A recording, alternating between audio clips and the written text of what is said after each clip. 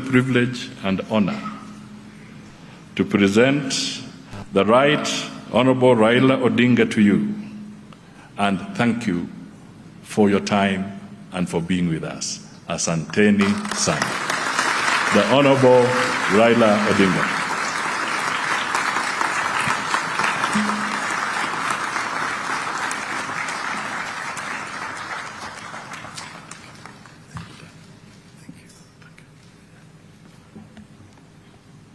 Thank you. You may be seated.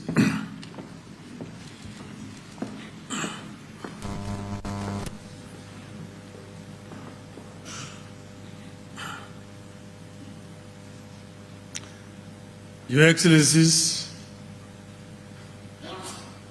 Honorable Prime Cabinet Secretary and Secretary of Foreign Minister of Foreign Affairs of the Republic of Kenya, Your Excellencies, permanent representatives of member states of the African Union, the leadership of the African Union Commission, which is here, friends of the African Union, ladies and gentlemen,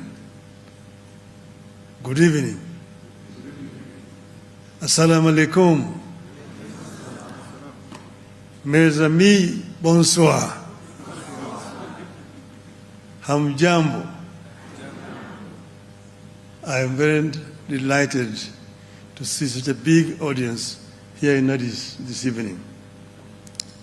And I'm so happy to have been introduced by two very prominent African ladies here.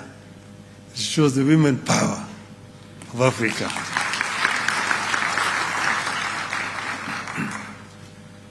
Allow me to begin by thanking all of you for making time out of your very busy schedules to come and listen to me and my vision for this great institution, the African Union Commission. I do not take your presence here for granted. I know that you have other things that you have prepared to do today, but you chose to come and be with us. I know some of you may know me as a politician, but allow me to introduce myself to you today. My name, as has been said, is Raila Amolo Odinga. I'm an African by way of Kenya, although my ancestors came from a place called Bar El Ghazal in southern Sudan.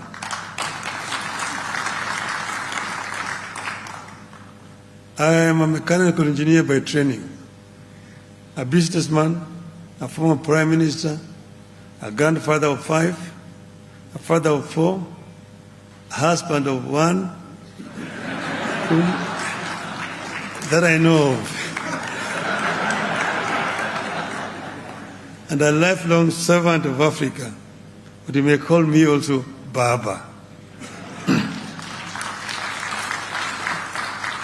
Many of you have heard of me because of politics, which, as you know, can be a challenge.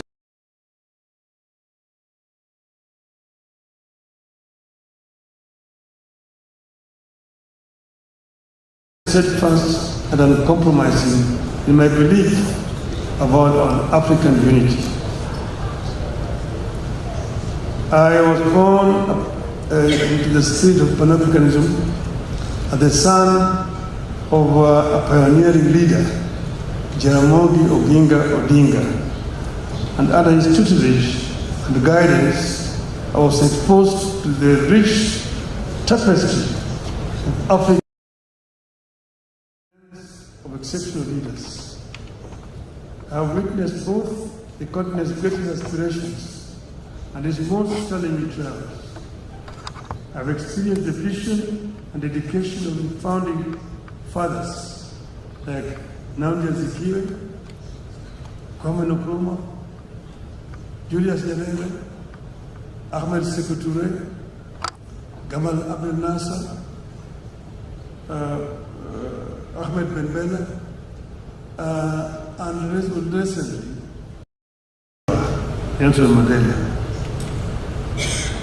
I have also lived through the collapse of that grand vision and have an occasion to watch as the world rapidly transformed, while back at home, we are developing at a slower rate. Thankfully, the vision of the modern AU as we know it was brought back to life by Presidents Thabo Mbeki, Olusegun Obasanjo, Abdoulaye Wade, and Abdulaziz Bouteflika. We thank them for their contributions. Indeed, Africa has given all of us the tools to succeed, which is why I'm determined to give back to Africa. And we're meeting here today in Addis Ababa. Addis Ababa is not the head seat of OAU or of AU by accident. This is the cradle of mankind. By contemporary knowledge of science, the oldest species of humanoids living around this region here, from Ethiopia down to Kenya. So here, you are back home. And they say that Adam was the first human being who was an African.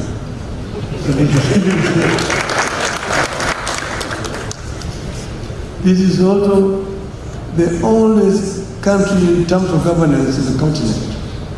It was the only country that was not colonized. So what you see here is not a relic of any kind of colonization.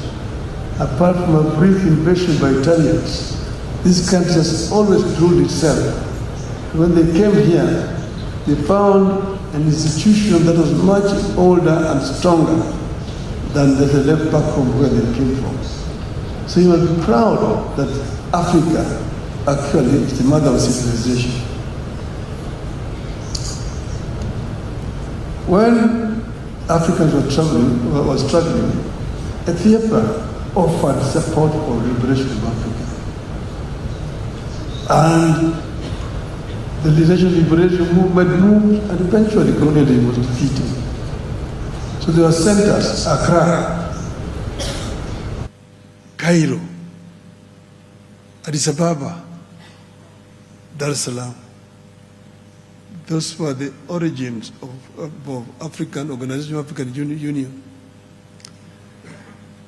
2.5 weeks ago, we were here in Addis Ababa to come at the launch of the refurbished African Hall, where the Organization of African Unity was founded in May 1963. At that time, I came under a different category. I was invited as a descendant of my father, who was one of the founding fathers of the Organization of African Union. At that time, a big part of Africa had already been liberated. They were represented by presidents. But there was part of Africa which was not free, Kenya was being one of them. Kenya, Zimbabwe, Zambia, then Rhodesia, Mozambique, Swaziland, now Eswatini, South Africa, Basuto land then, now Lesotho, Bechuana land then, now Botswana, West Africa, now Namibia, Equatorial Guinea, Guinea-Bissau, Sao Tome and Principe, and Cape Verde. So, in that congregation of the African leaders, presidents, the two people who spoke on behalf of the liberation movements, and that was Nelson Mandela and Jaramogi Oginga Odinga. So now we were invited as the descendants of the founding fathers to witness the opening of that hall. That is why I was here last time. Now, my extensive travels across the length and breadth of Africa have exposed me to the enormous riches and unexploited opportunities in our great continent.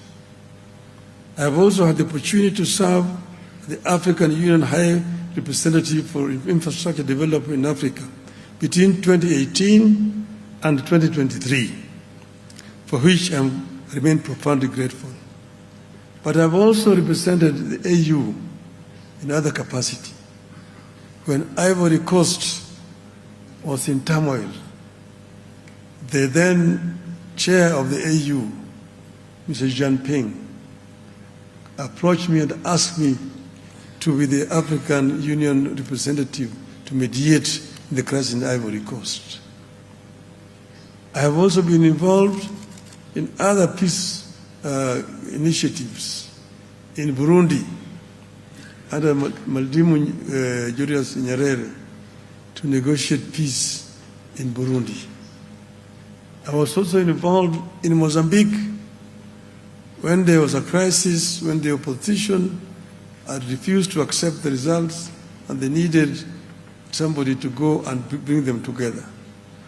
I was involved in the negotiations in Mozambique. So I understand Africa from other perspectives. But I was asked by the current chair to be the High Representative of Africa on the field of infrastructure. And I know most of the representatives here from that perspective.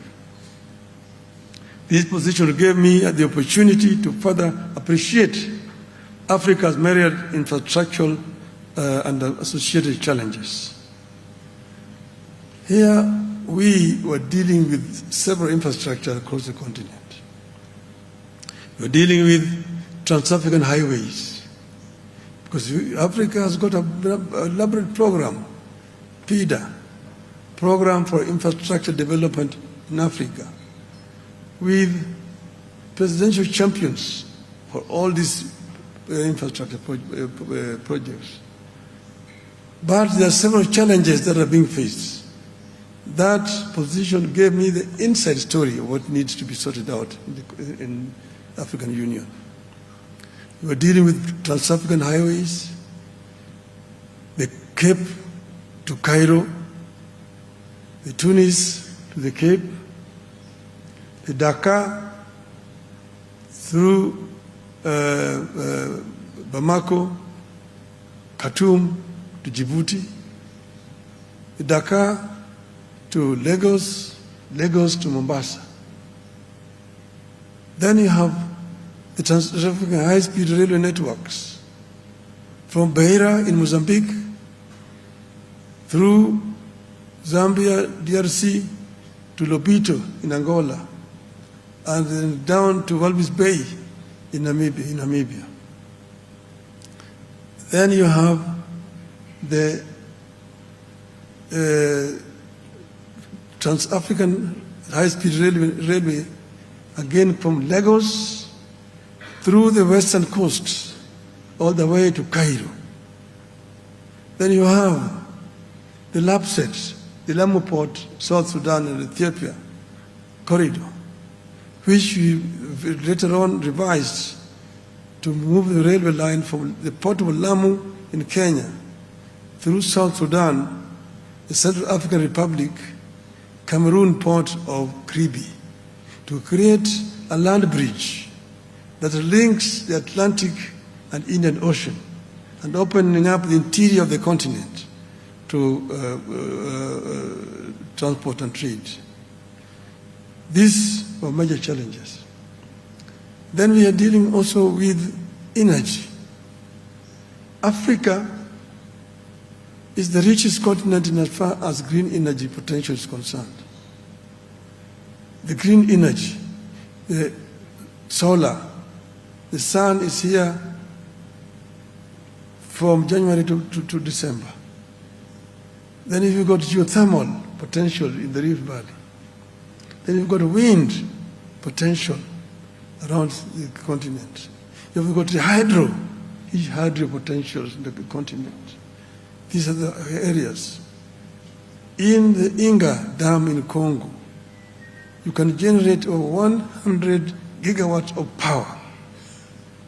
And then you can use that to supply energy across the continent and lower the cost of energy in the continent. You have got the Southern African Power Pool, you've got the Eastern African Power Pool, the Central African Power Pool, the West African Power Pool, and the North.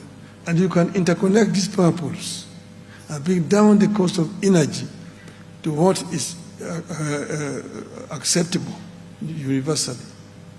In some places in the continent, like if you go to the Gambia, the cost of electricity is 38 US cents per unit. What can you do with that? In some places, it is 4 US cents per unit. So if you want to be able to process the raw materials that are available in abundance in the continent, you must address the issue of energy acceptability in our continent. And that was one of the issues we dealt with. The issue of high-speed connectivity, fiber optics, was another one, to connect all the African capitals so that communication can become much easier and faster and give our people access to the internet. Then the open skies was another issue. Open skies to bring down the cost of air transport on the continent. Africa is huge, and the infrastructure down on the roads and highways and railways are not fully developed. But we've got the skies, which are free. You don't need to construct anything. All you need is just construct airports and buy planes. That's all. But then there are barriers which have been put there. Each and every country has got their own air traffic control. And to fly the airspace, you have to get a permission and you have to pay. And this makes the air transport so expensive in Africa, where the air transport is mostly needed. The air transport in Africa is much more expensive than it is in Europe. In Europe, they've got one European air traffic control. And once you've been cleared, you can just fly. You only inform the other countries that I'm overflying, and you have no problem. In Africa, you have to wait days to be given a clearance if you are trying to fly with your own aeroplane. The other time, I was trying to fly from Dar es Salaam to Niamey in Niger for a conference. I was holed up in Dar es Salaam in a hotel for 10 hours because you must get an overflight clearance over Uganda, DRC, Central African Republic, Cameroon, Nigeria, and Niger itself. At that time, I was going for the funeral of the president of Namibia. I'm sitting in Nairobi at the airport for 3 hours to get clearance over Tanzania, DRC, Zambia, Botswana, and Namibia itself. So these are self-imposed restrictions on our continent.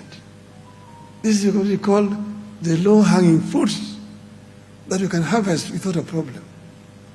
But these are still there as a challenge. These are some of the problems that we were dealing with when I was there. And saying that this means a challenge that we need to deal with going forward. Then, in the continent, we have the youth. The youth is the biggest asset that we have in our continent. African continent is a young continent because 70% of our youth are below the age of 35. This can be an asset, or it can also be a challenge. Because the youth, if they are not empowered, they become a drag on the economy. They become drug addicts. They become criminals. and they become a drag on the economy. But if they're empowered with skills,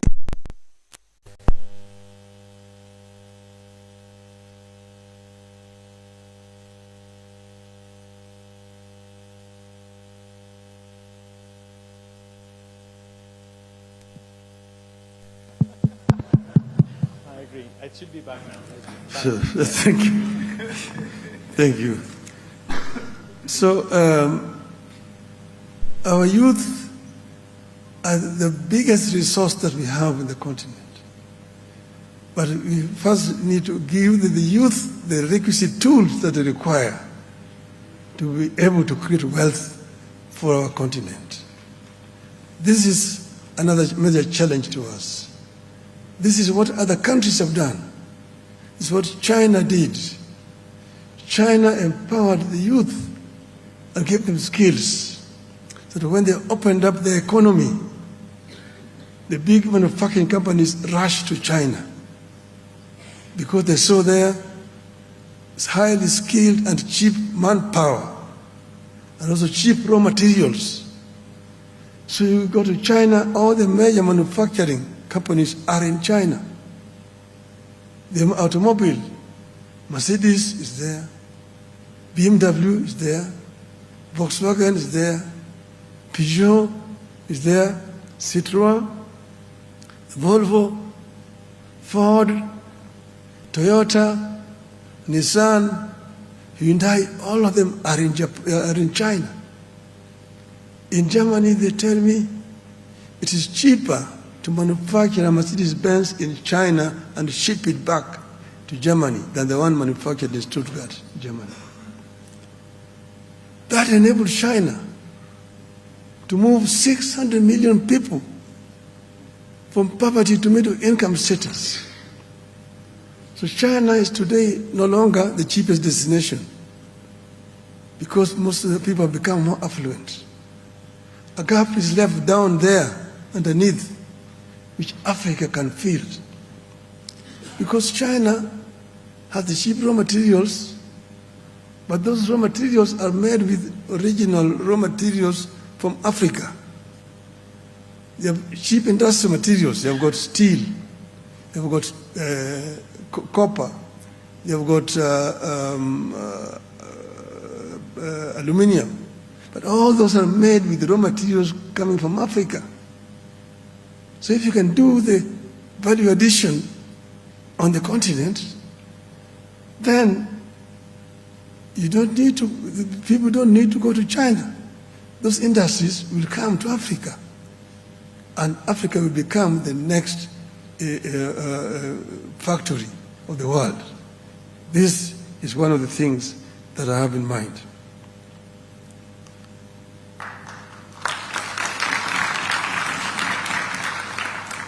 This unity has undermined our ability to mobilize our resources, to catalyze the collective dreams of the continent's citizens.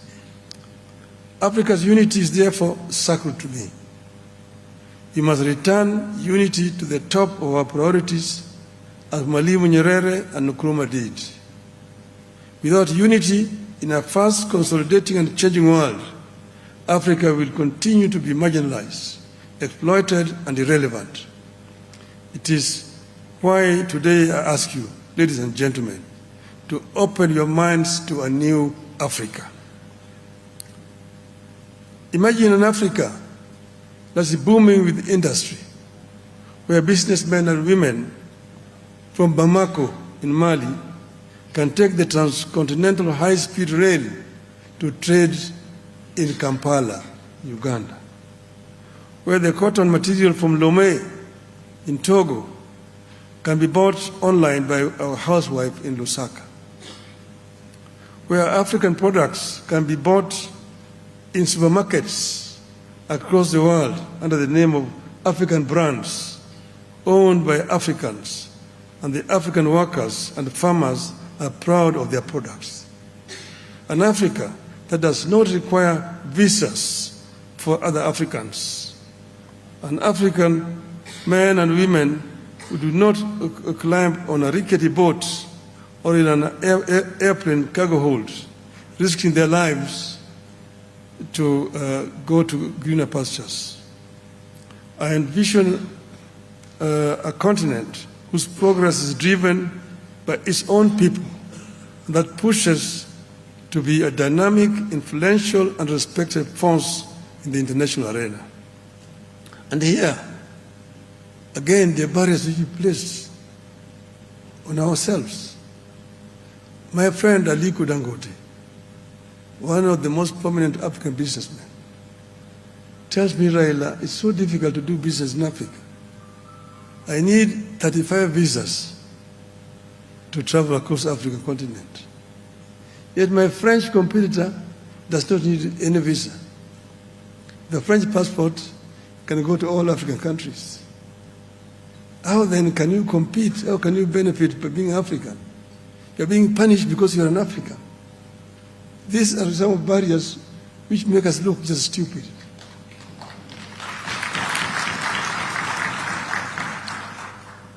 In Europe, when I was living there, traveling in Europe was very difficult. You had to have a visa.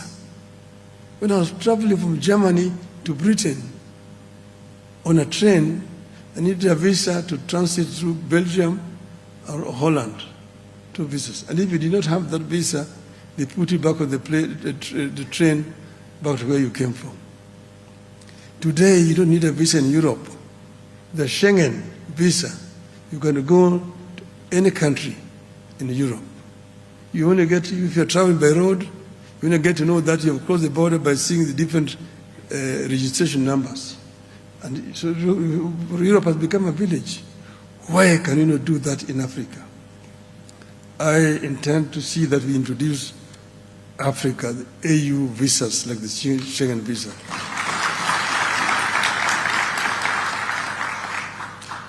So my leadership at the AU will not be one of the same rhetorics where people meet a few times a year and return to their enclaves. My leadership will be pegged on the dreams of our forefathers who expected that by now Africa would roar in one united voice. So here we know every year there's a General Assembly here. The jets come, land, and they move in here. Coming into these premises is not as easy as you came today. Today it was easy because you are coming to meet a candidate. Then those days there's a lot of security. Then there's a lot of talk in the halls here. Monsieur le Président, this and that, resolutions are passed, and off the jets will leave again Addis Ababa. I can tell you without fear of contradiction that 93% of these resolutions which are passed here are never implemented. That is by confirmation from Mr. Faki himself. So it has become a talking shop. I intend to change that to ensure that all the resolutions which are passed here are properly implemented. So we will not put anything in the agenda and the resolution if we know it cannot be implemented. And if it's not implemented, we'll have a very good reason to explain why it was not implemented. My vision for the youth is to place them at the center stage and driving force behind the innovation and change. Today, African youth are drowning on ships and boats, rickety boats, trying to get to Europe, going to greener pastures. It's a big shame that we're losing young, energetic people because of the poverty on our continent. So the solution is to change this by creating proper employment opportunities on the continent so that they don't have to leave the continent going to look for jobs where they're not wanted. You're ramped there as a refugee, you're taken there as a prisoner. It's a big shame. So these young people will find jobs here. Pick a vibrant cities buzzing with energy as young entrepreneurs leverage technology and creativity to build dynamic businesses. With AI and digital resources at their fingertips, they invent solutions for our unique challenges, transforming agriculture with smart farming technologies, revolutionizing healthcare with telemedicine, and reshaping education through accessible online platforms. Our young minds are not just participants in the global economy. They are leaders, innovators, and change makers. My economic transformation plan envisions an economically transformed continent, thriving on the richness of its resources and the unity of its people, a continent that not only sustains itself, but is a powerhouse of global trade. The African Continental Free Trade Area will be more than a policy. It will be a reality. Imagine goods flowing seamlessly across the borders, facilitated by advanced logistics and digital platforms, creating jobs, fostering innovation, and ensuring that no Africa goes hungry. My environmental sustainability plan envisions our rich biodiversity. It is protected, and our natural resources are managed wisely. In the face of climate change, we lead the way in renewable energy, harnessing the sun and the wind power to power our homes and industry. Our agricultural practices need to be regenerative, preserving our land for future generations and ensure food security for all.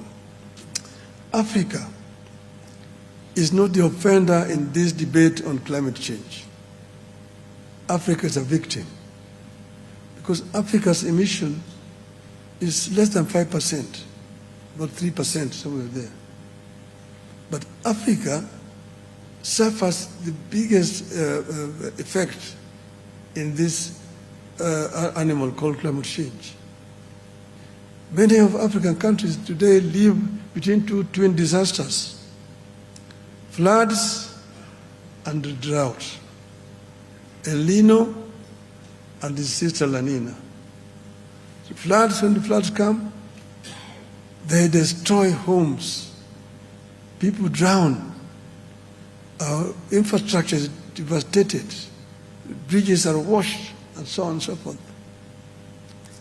And when the drought comes, livestock is dying. People go hungry. There's no food, famine, and so on. So first, we need to make our contribution to this agenda of climate change by greening Africa, rolling back the desert. But we are also the biggest arable land available today on the planet Earth. So we make use of what we have on the continent. But in the negotiations for compensation, if we go as Benin, as Cape Verde, as Egypt, as Senegal, as Kenya, they just look at you. I have been in those COPs. I was in COP 15, I was in COP 16, I was there in Copenhagen, I was in Cancun, Mexico. I've been in a number of those COPs. I was in Sharm el-Sheikh. Now I'm not going to Baku next week. It's Baku, and next year it is in Brazil. But it's a talk show. People talk and they keep on pushing you. They make promises of billions, but when it comes to contributions, nothing is happening. But if Africa negotiated as Africa, it would be a different matter altogether. But if you go as individual countries, you will keep on being pushed left, right, and center. And that's why we must have one agenda, on this issue, climate change, and say this is what it is, and these are our terms. Gender equality and inclusion. In this ideal Africa, gender equality is not just an aspiration, it is a reality. Women and girls are empowered, need to be empowered to pursue their dreams, leading in every sector, from technology and politics to education and business. African woman has made a lot of contribution in history. African woman is the breadwinner in most of African societies. She's the one who wakes up so early in the morning to go to the farm, to go and farm. She's the one who is looking after the children at home. She's the one who is also fetching water to bring at home. The one who is cooking in the home. And then in the evening again, she's the one who also who is the workshop. So African woman is a great enemy, a great human being. African women must be given their rightful space. They must be respected and empowered. We must ensure that their voices are heard in every decision-making process, creating a balanced and equitable society. Cultural renaissance. Let's envision a cultural renaissance in Africa. An Africa that celebrates its rich heritage while embracing modernity. Our art, our music, our literature resonate worldwide, showcasing our talents and telling our stories. Festivals and cultural exchanges thrive, reinforcing our bonds and inspiring future generations to cherish and promote our diverse cultures. Of course, with this ambitious dream, there must be a plan, which is why my campaign and my leadership have come up with an extensive technological innovation plan, utilizing artificial intelligence as its bedrock. In this future, we embrace technology as an enabler of progress. Cities are smart, utilizing AI to optimize everything from energy consumption to transportation systems. Education is accessible to all, with digital classrooms that open doors to knowledge regardless of location. Our health systems are strengthened through telehealth and AI diagnostics, ensuring that every individual receives quality care. But fundamentally, my rallying call is the leadership of Africa, that we join hands and make sure that no African is left offline. Every African should be online. And now let me conclude. A call to action. Today I invite each one of you to imagine this Africa, a continent bursting with potential and brimming with possibilities. As I present my candidacy for the position of chairmanship of the African Union Commission, I'm committed to turning this vision into reality. But I cannot do it alone. It will take all of us, leaders, innovators, and every citizen working collaboratively to dismantle barriers, foster unity, and pursue excellence. Together, let us harness our collective power to create a future where Africa stands tall on the global stage, an emblem of resilience, creativity, and unity. Let us embark on this journey toward a brighter and more prosperous Africa. Africa is the richest continent on the planet Earth in terms of strategic raw materials that have made other parts of the world rich. The paradox is that the richest in terms of resources, is also the poorest in terms of living conditions of these people. This is what we need to change so that African people can be rich people. We have been blaming others in the past, but the time for blame game is gone. Now is the time to act as Africans, and we take our destiny in our own hands, and we work collaboratively to uplift the living conditions of African people. There are those people who do not believe that Africa can develop. So they are what they call Afro-pessimists. Afro-pessimists are those who think Africa is a lost cause. But the Afro-pessimists, like myself, are those who believe in the ability of the African people to develop Africa. Africa will not be developed by foreigners coming to Africa. The foreigners will come to invest, not to develop, but to make money.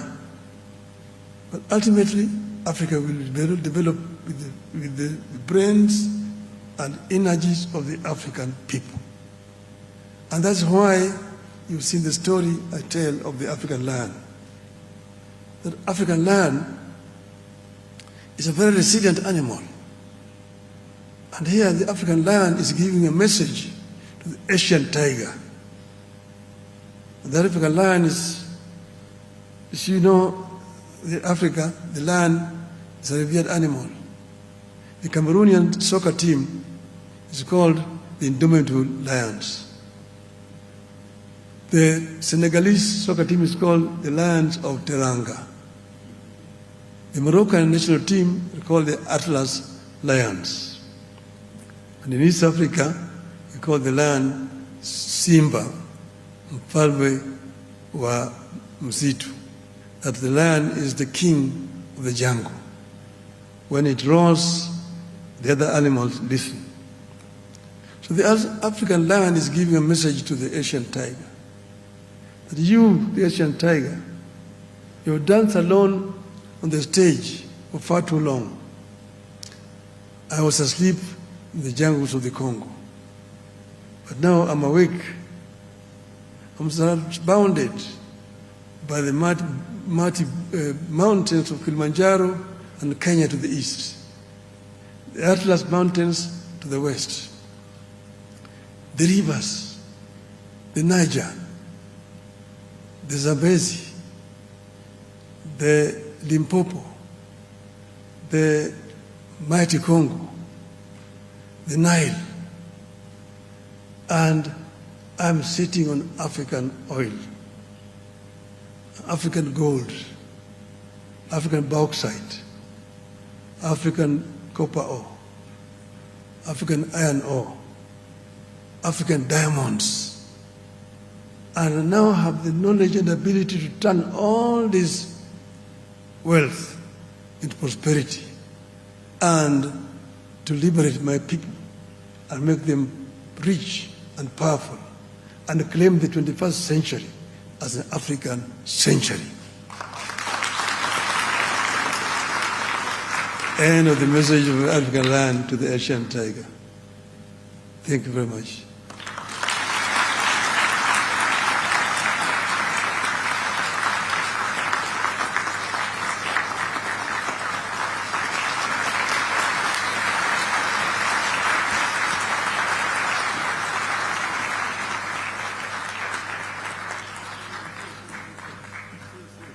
Ladies and gentlemen, let's continue to applaud. Yes.